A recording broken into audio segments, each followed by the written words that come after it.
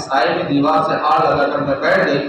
اچانک کعبے کی دیوار ہٹ گئی اور اندر سے آواز آئی کہ اے فاطمہ بنت اسد اندر آ جاؤ۔ وہ کہتی ہے میں اٹھی اور اندر جا کر کے بیٹھ گئی اور دونوں دیواریں جو پھٹ گئی تھی وہ آپس میں مل گئی، وہ آپس میں مل گئی۔ اس کے بعد میرا بیٹا علی میری گود میں آیا، لیکن ایک چیز مجھے بے حد پریشان کر رہی تھی۔ وہ کہتی ہے کہ میں نے اپنے بیٹے علی کو جب گود میں لیا تو میں نے یہ محسوس کیا کہ اس کی آنکھیں بند ہیں۔ میں نے بڑی کوشش کی مگر کوئی فائدہ نہیں ہوا، اس کی آنکھیں نہ کھلی۔ آخر کار میں نے اس کا ذکر جناب ابو طالب سے کیا، وہ بھی ازحد پریشان ہوئے، یہاں تک کہ 3 دن کے بعد وہ کہتی ہے کہ ہم لے کر کے گھر پر پہنچے، 3 دن ہو گئے تھے، آنکھیں نہیں کھلی تھی اور ہمیں ایسا لگا کہ یہ آنکھیں معدوم ہو گئی ہیں، یہ آنکھیں ختم ہو گئی ہیں، کبھی نہیں کھل سکتی۔ گھر پر پہنچے تو وہاں دیکھا کہ محمد ابن عبداللہ موجود ہے، محمد ابن عبداللہ گھر پر موجود ہے۔ ہم نے اپنے بیٹے علی کو ان کی گود میں لیا جو محض 3 دن کے تھے اور آنکھیں نہیں کھولی تھی، اور دیکھتے ہوئے فاطمہ بنت اسد نے کہا جب ایسا معلوم ہوتا ہے کہ ہمارا بیٹا اب آنکھوں سے ہمیشہ کے لیے محروم ہو گیا ہے۔ مگر جب علی حضور کی گود میں پہنچے اور اللہ کے رسول سرور کائنات صلی اللہ علیہ وسلم نے گود میں لے کر علی کے منہ میں جب اپنا لعاب دہن ڈالا ہے تو علی نے آنکھیں کھول دی، سبحان اللہ، علی نے آنکھیں کھولی، حضور کے چہرے انور کو دیکھا اور مسکرا پڑے۔ 3 دن ہو گئے تھے آنکھیں نہیں کھولی تھی۔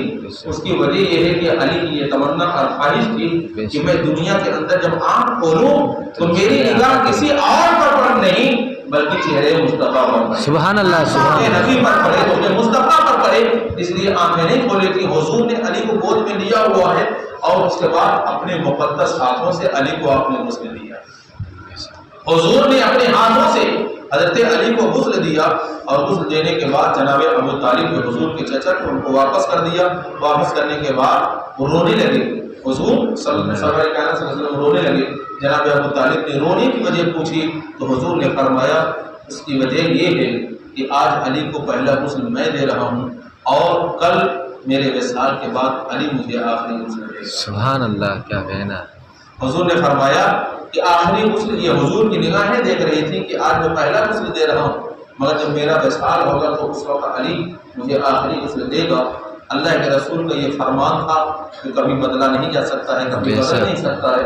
چنانچہ آخر کار وہی ہوا کہ اللہ کے رسول نے جو پیشن گوئی فرمائی تھی، جب حضور کا وصال ہوا نا تو علی نے آپ کو آخری غسل دیا۔ کہتے ہیں کہ حضرت علی کے پاس اتنا علم کہاں سے آیا، اتنا علم کہاں سے آیا؟ چنانچہ حضرت علی کے پاس جتنا علم تھا نا اتنا کسی اور کے پاس نہیں۔ خود صحابہ کا بیان ہے کہ حضرت علی کے پاس اتنا علم تھا جیسے 7 سمندر، اور ان کے مقابل میں ہمارا علم ایسے جیسے 7 سمندر کے مقابل میں ایک قطرہ۔ بے شک، بے شک، یعنی ایک سمندر جس کی تھا اور جس کی گہرائی کا کوئی اندازہ نہیں کر سکتا۔ وہ مشہور صحابی رسول حضرت عبداللہ ابن عباس کہتے ہیں کہ ان کے علم کے مقابل میں ہمارا علم ایسے تھا کہ جیسے کہ 7 سمندر کے مقابل میں ایک قطرہ۔ اب آپ سوچیں صحابہ میں بھی ایک سے ایک بڑھ کر علم والے ہوئے، مگر علی کے علم کی مثال دیتے ہوئے کریں کہ ان کے علم کے مقابل میں ہمارا علم ایسے جیسے 7 سمندر کے مقابل ایک قطرہ۔ یہ علم آیا کہاں سے؟ اس کے بعد اس کے بارے میں خود حضرت علی کا یہ بیان ہے کہ جب میں نے اللہ کے رسول سرور کائنات صلی اللہ علیہ وسلم کو آخری غسل دیا تو غسل دینے کے بعد پورے جسم اطہار پر جتنے بھی پانی کے قطرات ٹھہرے ہوئے تھے میں نے کپڑے سے لے کر کے اسے جذب کر دیا، مگر آنکھوں کی پلکوں پر چند قطرات ٹھہرے ہوئے تھے۔ میرے زمین نے گوارا نہ کیا کہ میں اسے کپڑے کے اندر جذب کروں۔ پھر کہتے ہیں کہ میں محبت اور عقیدت سے آگے بڑھا اور حضور کی پلکیں مبارکہ پر جو پانی کے قطرات ٹھہرے ہوئے تھے تو میں نے اسے اپنی زبان سے چوس لیا۔ سبحان اللہ، وہ کہتے ہیں میں نے چوسا، اس کے بعد میرے سینے میں علم کا سمندر ٹھاٹھے مارا، علم کا سمندر ٹھاٹھے مارنے لگا۔ اللہ رب العزت اپنے مقدس کلام میں ارشاد فرماتا ہے افمن شرح اللہ صدرہ للاسلام فهو على نور من ربه۔ اس کے بارے میں مفسرین کرام بیان فرماتے ہیں کہ اللہ رب العزت نے حضرت علی کے دل کو اسلام کے لیے کھول دیا تھا، ان کے دل کو اسلام کے لیے کھول دیا تھا اور ان کے سینے مبارکہ کو بالکل کشادہ فرما دیا تھا۔ ان کے اندر اتنا علم کہاں سے آیا؟ اس کی وجہ انہوں نے خود بیان کی۔ عزیزان محترم، یہ علی کی شان اور علی کی ذات تو بات کی بات ہے۔ اللہ رب العزت نے آپ کا نام جو منتخب فرمایا، جیسے کہ آپ نے مختلف روایتیں آپ مجتمع فرمایا کہ اللہ کی جانب سے آپ کا نام آیا، اللہ رب العزت نے بے شمار خوبیاں آپ کو عطا فرمائی، ان کی ذات اور ان کی بات کچھ اور۔ علی کے نام ہی میں آپ دیکھیں 3 حروف ہیں نا، اگر آپ ان تینوں حرفوں پر غور کریں تو اسی کے اندر بے شمار خوبیاں نظر آئیں گی، بے شمار خوبیاں نظر آئیں گی۔ ہم جیسے کم علم والے بھی کچھ بہت ساری خوبیاں۔ علی میں سب سے پہلا حرف کون ہے؟ الف۔ الف نہیں، علی میں سب سے پہلا حرف کون ہے؟ عین۔ آپ جب عین سے دیکھیں گے نا، عین سے اس بات کا اظہار ہوتا ہے، عین کے ذریعے سے یہ بات ظاہر ہوتی ہے کہ علی کی عین سے پتہ چلتا ہے کہ آپ علیم ہیں، علی کی عین سے پتہ چلتا ہے کہ آپ عظیم ہیں، آپ عاشق ہیں، آپ عدیل ہیں، عادل ہیں، عارف ہیں، عابد ہیں، آپ عربی ہیں اور علی ہیں۔ اور یہ یوں بھی کہا جا سکتا ہے کہ علی کی عین عین طریقت ہے، علی کی عین عین حقیقت ہے، علی کی عین عین شریعت اور عین معرفت ہے۔ اور اس کے ساتھ ساتھ علی کا جو لام ہے نا، لام یہ لی مع اللہ کی تفسیر ہے، اور لام اور یا کو جب اعداد یعنی حرفوں کی اعداد کے اعتبار سے ہم دیکھتے ہیں تو لام کی عدد 30 آتی ہے اور یا کی عدد 10 ہے، دونوں کو ملاتے ہیں تو 40 بنتا ہے، جو حضرت علی کے وصال کی تاریخ ہے، جو حضرت علی کے وصال کی تاریخ پر دلالت کرتا ہے۔ اس طرح سے علی کے نام میں یہ خصوصیات ہیں، اور اس کے علاوہ بے شمار خوبیاں عطا فرمائی اللہ رب العزت نے۔ اور وہ بہانہ یوں بنا، وہ کیسے بنا؟ چنانچہ قریش مکہ تنگ دستی سے دوچار تھے، اور دوسری طرف جناب ابو طالب کثیر العیال تھے، ان کے ہاں اولادیں بہت زیادہ تھیں، یعنی حضرت علی کے جو بھائی وغیرہ تھے بہت زیادہ تھے۔ جناب ابو طالب کا گھر خاندان بڑا لمبا چوڑا تھا، وہ کثیر العیال تھے۔ اللہ کے رسول صلی اللہ علیہ وسلم نے فرمایا اپنے چچا عباس سے کہ اے چچا، اس وقت مکہ کے اندر ہر طرف تنگدستی کا عالم ہے، لوگ تنگدستی سے دوچار ہیں، کیوں نہ ہم اپنے چچا جان ابو طالب کا بوجھ کچھ ہلکا کریں اور ان کے بچوں میں کچھ بچوں کی پرورش اپنے ذمہ لے لیں، ان کی کفالت ہم خود کریں۔ چنانچہ حضرت عباس نے فرمایا کہ ٹھیک ہے، جو آپ نے کہا یہ بہتر ہے۔ دونوں حضرات یعنی حضور صلی اللہ علیہ وسلم اور حضرت عباس جناب ابو طالب کے پاس اور ان کی بارگاہ میں آئے۔ آنے کے بعد کہا اے چچا جان، مکہ کے لوگ جب تک تنگ دست ہیں اور تنگ دستی سے یہ دوچار ہیں، جب تک وہ پریشان ہیں اور آپ کثیر العیال ہیں، ہم چاہتے ہیں کہ آپ کے کچھ بچوں کا بوجھ ہلکا کریں اور ان کی کفالت اپنے ذمہ لے لیں۔ جناب ابو طالب نے کہا کہ ٹھیک ہے۔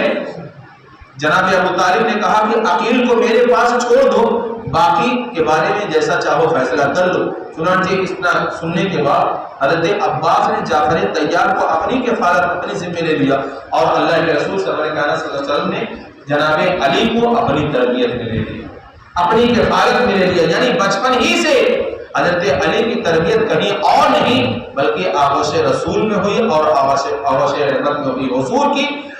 حضور کے سائے رحمت میں حضرت علی کی تربیت ہوئی۔ اب آپ ذرا اندازہ فرمائیں کہ جس کی تربیت نبی کریم صلی اللہ علیہ وسلم نے کی ہو، اس کی عظمت و شان کتنی بلند ہوگی اور اس کا مقام کتنا بلند بالا ہوگا، آپ یا اور کوئی اس کا اندازہ نہیں کر سکتا ہے۔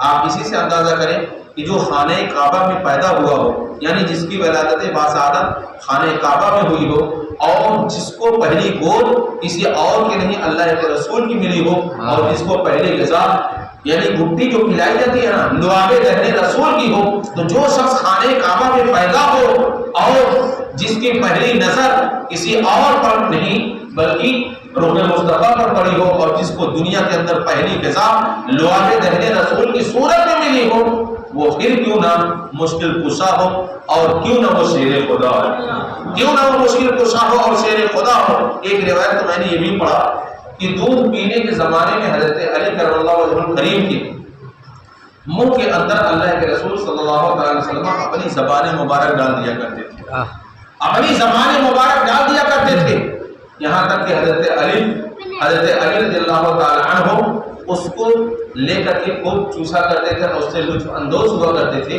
اب آپ ذرا اندازہ فرمائیں کہ مکہ معظمہ سے وہ کنواں جو 40 کلومیٹر کے فاصلے پر تھا، جس کا پانی ہمیشہ کھارا رہا، بدمزہ رہا، لوگوں نے اس کے بارے میں شکایت کی تھی، تو اللہ کے رسول صلی اللہ علیہ وسلم نے اپنا لعاب دہن ایک مرتبہ اس میں ڈالا، وہ کھارا پانی میٹھا ہو گیا، اتنا شیریں اتنا لذیذ ہو گیا کہ ویسا پانی دوسرا کسی کنویں کا تھا ہی نہیں۔ آپ ذرا سوچیں کہ ایک مرتبہ اللہ کے رسول نے اس میں لعاب دہن ڈالا تو اس کا ذائقہ بدل گیا، کھارا پانی میٹھے میں بدل گیا۔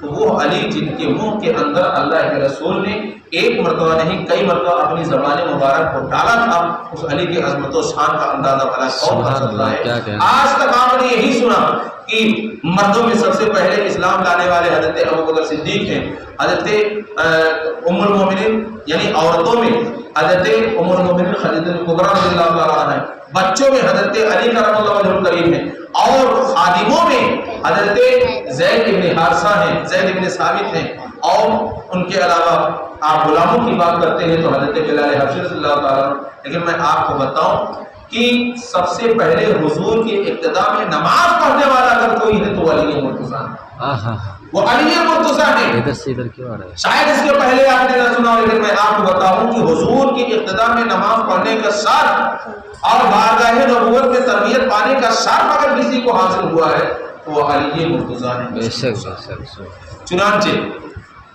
جب پہلی وحی لے کر کے نازل ہوئے حضرت جبریل امی جب پہلی وحی لے کر کے نازل ہوئے تو پہلی وحی کے ساتھ ساتھ انہوں نے نماز کی بھی تعلیم دی، نماز کی تعلیم دی۔ تو اللہ کے رسول سرور کائنات صلی اللہ علیہ وسلم نے جبریل امی کی تعلیم سے نماز شروع کی، اور پھر ام المومنین حضرت خدیجہ کبریٰ رضی اللہ تعالیٰ عنہا کو آپ نے تعلیم دی، انہوں نے نماز شروع کی دو۔ اس کے بعد دوسرے دن حضرت علی کرم اللہ وجہہ الکریم جن کی عمر بمشکل 7 8 یا 9 سال کی تھی، دوسرے دن انہوں نے نماز پڑھی۔ اس کے تعلق سے ایک واقعہ ایک صحابی رسول حضرت عفیف قندی رضی اللہ تعالیٰ عنہ جو زمانے جاہلیت کا واقعہ بیان کرتے ہیں، اسلام قبول کرنے سے پہلے کا واقعہ بیان کرتے ہیں کہ ہم زمانے جاہلیت میں خانہ کعبہ کے اندر آئے اور صحن کعبہ میں بیٹھے ہوئے تھے، اور دھوپ یعنی دن خوب چڑھا ہوا تھا، خوب زیادہ نکل گیا تھا۔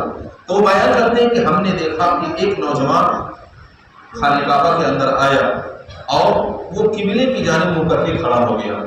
اس کے تھوڑی دیر کے بعد ایک بچے کو جس کی بمشکل 8 9 سال کی عمر رہی ہوگی وہ آیا اور اس کے دائیں جانب کھڑا ہو گیا۔ پھر ہم نے اس کے بعد تھوڑی دیر کے بعد دیکھا کہ ایک خاتون تشریف لائی اور وہ اس بچے کے پیچھے کھڑی ہو گئی، یہاں تک کہ اس نوجوان کو ہم نے دیکھا جو سب سے پہلے آیا تھا، وہ جب تک کھڑا رہا اس کے پیچھے یہ دونوں بھی یعنی وہ بچہ اور وہ خاتون کھڑی رہی، اور جب اس نوجوان کو ہم نے دیکھا جو سب سے پہلے آیا تھا، جب وہ جھکا یعنی رکوع کیا تو یہ دونوں بھی اس کے پیچھے رکوع میں چلے گئے۔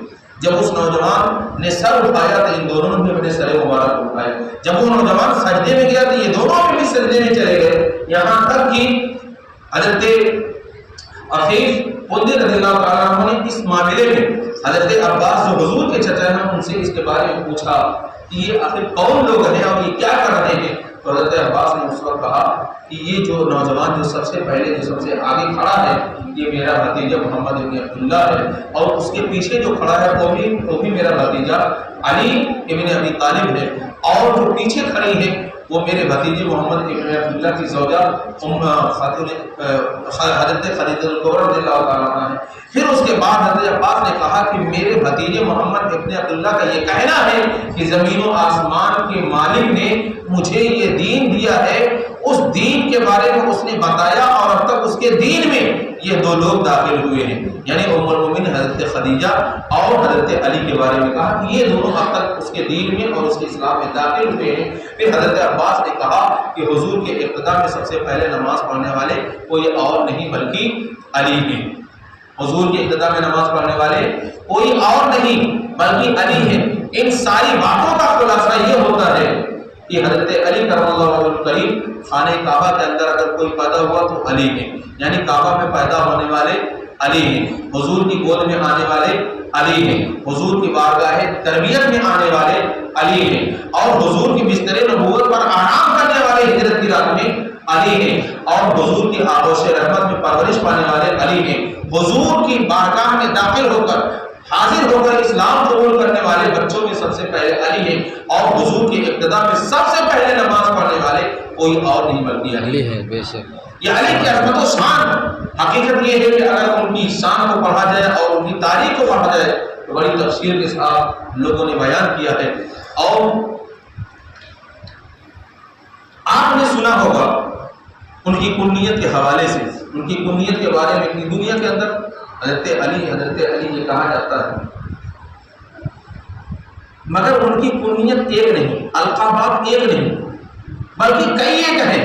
مشہور و معروف ابو تراب، یہ نام آپ نے سنا ہوگا، ابو تراب.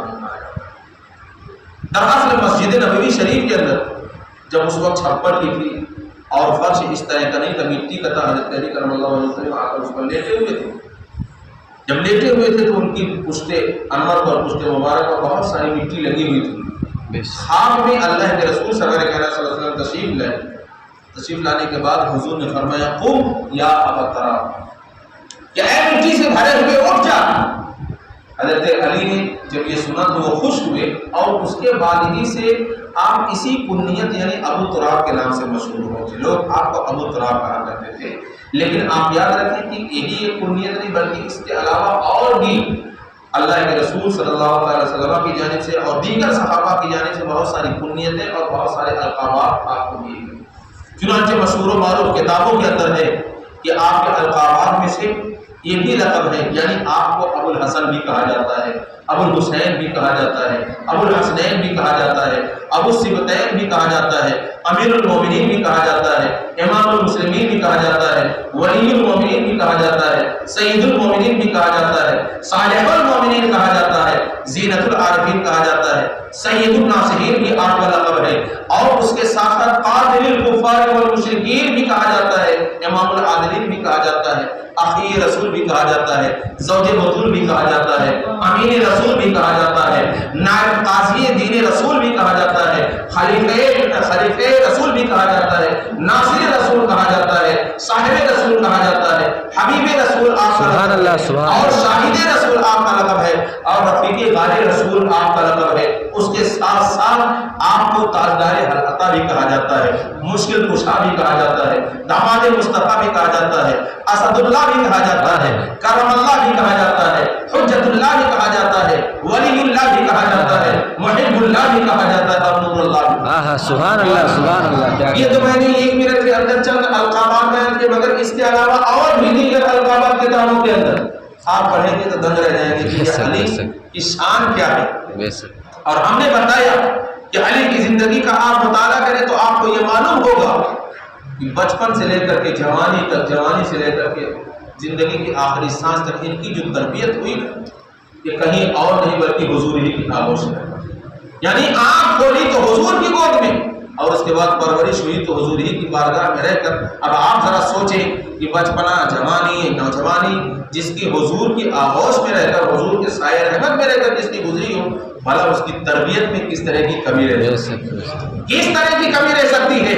مکمل تربیت حضرت علی کے حضور کی بارگاہ میں رہ کر کے ہوئی اور اس طرح سے ہوئی کہ حقیقت میں جب ہم تاریخ کا مطالعہ کرتے ہیں تو پتہ چلتا ہے اگر ہم ان کی جنگوں کو دیکھتے ہیں نا تو ایسا معلوم ہوتا ہے کہ اس دنیا کے اندر ان کے جیسا بہادر کسی معنی جنا نہیں. ہم ان کے فخر و فاقہ کو دیکھتے ہیں تو ایسا لگتا ہے کہ جیسے ان کے جیسا صابر و شاکر دنیا میں کوئی ہوا ہی نہیں ہے. جب ہم ان کے علم کو دیکھتے ہیں تو ایسا معلوم ہوتا ہے کہ ان کے جیسا کوئی علم والا ہوا ہی نہیں ہے. اور جب ہم ان کی عظمت و شان کو دیکھتے اور پڑھتے ہیں تو ایسا معلوم ہوتا ہے کہ دنیا جہاں کی ساری نعمتیں، برکتیں اللہ کے رسول سرور کائنات کے ذریعے سے اللہ رب العزت نے ان کے دامن میں ڈال دی، ان کے دامن میں ڈال دی ہے. عزیزان محترم، قرآن کہتا ہے افمن شرح اللہ صدرہ للاسلام فهو على نور من ربی.